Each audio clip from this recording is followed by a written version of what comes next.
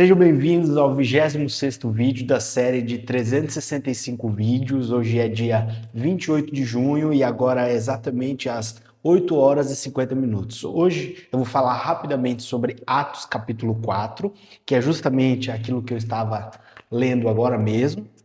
E antes de partir para o vídeo, eu quero convidar você, se inscreve no canal, deixa o like no vídeo e também deixa um comentário sobre o que você achou do vídeo de hoje.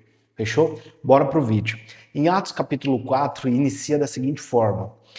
No capítulo 3, Pedro e João, né, e a família de Jesus, eles estavam no pátio do templo e tinham feito um milagre, onde um coxo tinha voltado a andar.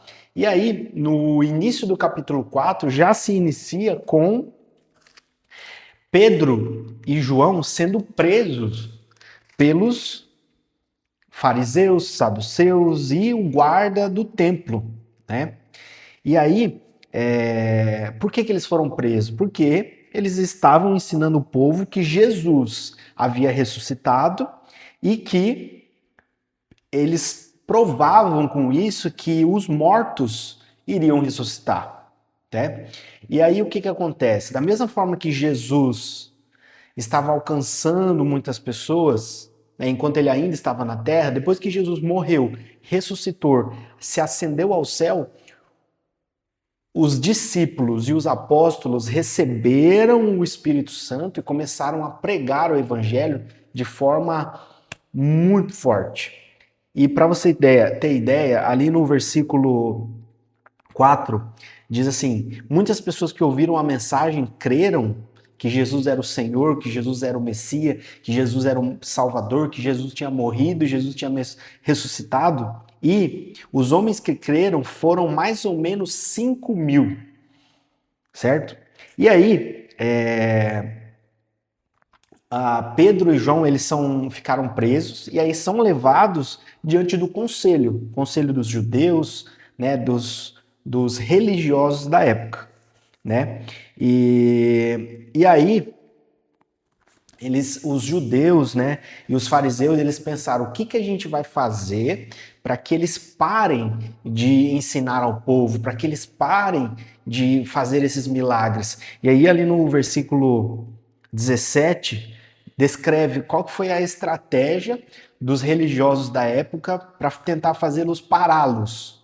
E aí diz assim, ó: vamos ameaçá-los a fim de que nunca mais falem com ninguém a respeito de Jesus.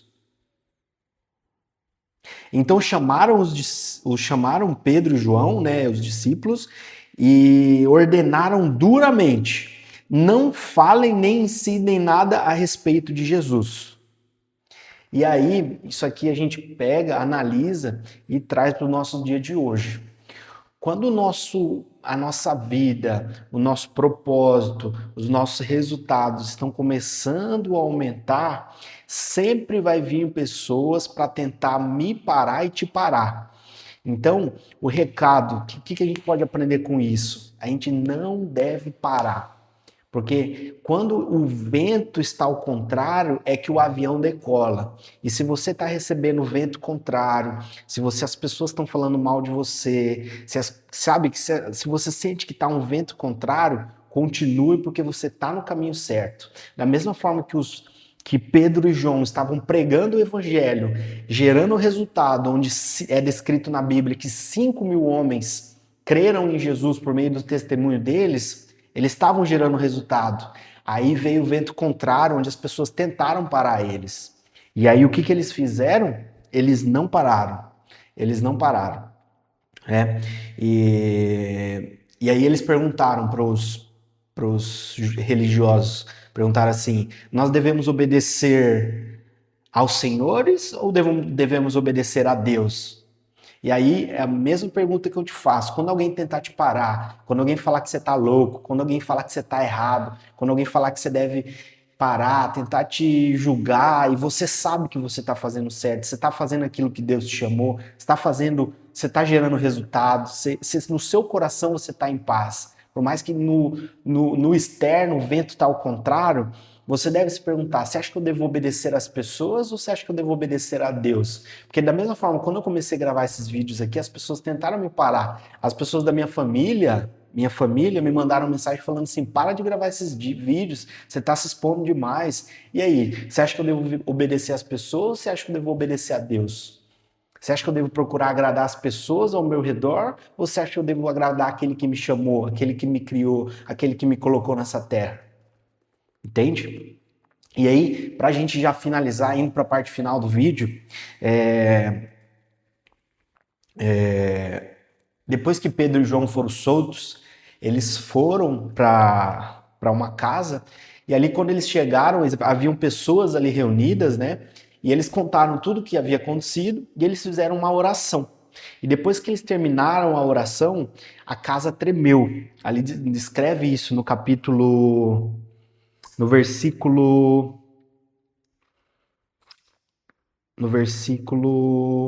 31.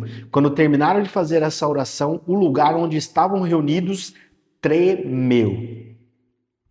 Então todos ficaram cheios do Espírito Santo e começaram a anunciar corajosamente a palavra de Deus. Ou seja, para mim e para você anunciar corajosamente a palavra de Deus, nós precisamos do Espírito Santo. O Espírito Santo ele vem habitar dentro de nós e é ele quem guia as palavras que sairão da minha boca. Por exemplo, eu não preparo roteiro nenhum, eu não tô lendo nada. Cada palavra, eu leio o capítulo da Bíblia, eu assinalo os trechos mais importantes, eu ligo a câmera e começo a gravar. E é assim que nós devemos ser. A gente não deve se preocupar muito com o que falar. A Bíblia diz, tem um versículo que diz claramente, naquele momento o Espírito Santo de Deus, ele vai conduzir as palavras que sairão da nossa boca, certo?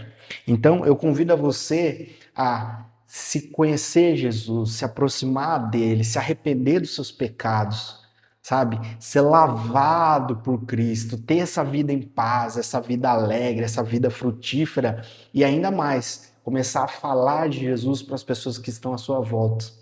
Porque através do Espírito Santo de Deus, a gente vai começar a pregar o Evangelho e anunciar a palavra de Deus poderosamente, certo? E aí, para finalizar o vídeo, do versículo 32 ao versículo 37, descreve que todos os que estavam ali reunidos, pertencentes à família de Jesus, né, eles doavam e vendiam suas posses, suas terras, seus terrenos.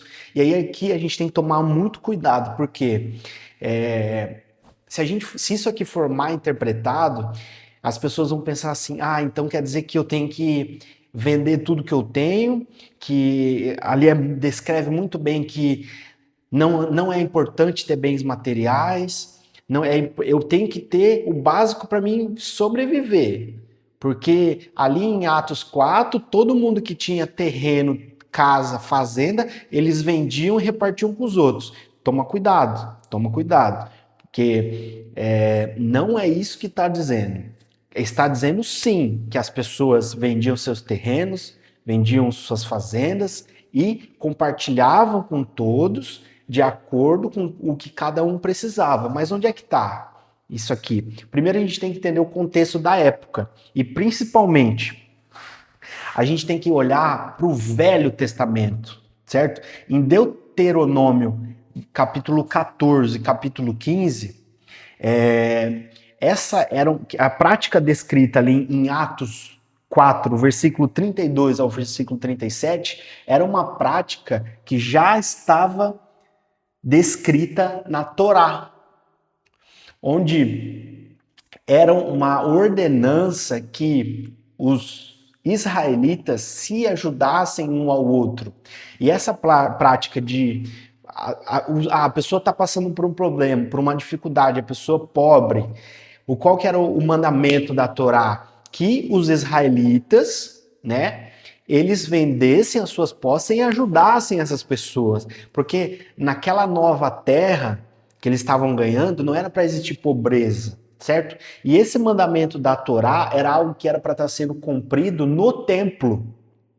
Só que quando Jesus veio, e ali, quando Pedro e João estão pregando no templo também, isso nunca estava acontecendo, não estava acontecendo. Pelo contrário, quando Jesus estava aqui, o templo estava sendo feito de de um mercado a céu aberto. E na verdade não estava totalmente errado. E é por isso que quando Jesus é pregado, pessoas são alcançadas, pessoas recebem o Espírito Santo, eles começam a colocar em prática aquilo que foi ordenado lá na Torá, como descreve em Deuteronômio 14 e 15. Então, cuidado. Existem pessoas que vão chegar em você e vão falar que dinheiro não é importante, que o dinheiro é a raiz de todos os males, e é sim o amor ao dinheiro. Tome cuidado, as pessoas vão falar assim, todo mundo que é rico, todo mundo que é milionário, eles roubam, são pessoas ruins. Não, o dinheiro ele serve para potencializar o nosso propósito. Tome cuidado com as más instruções em relação ao dinheiro, certo? E para finalizar, Atos capítulo 4, do versículo 32 ao versículo 37, descreve uma ação onde as pessoas vendiam as suas terras e doavam-se entre eles para principalmente ajudar as pessoas e também para cumprir um mandamento que já havia sido descrito na Torá. Fechou? Dinheiro é importante sim, porque através do dinheiro você vai viver uma vida abençoada, uma vida frutífera, vai abençoar você e a sua família e também o dinheiro vai servir para potencializar o seu propósito. Fechou? Tamo junto, até o vídeo de amanhã.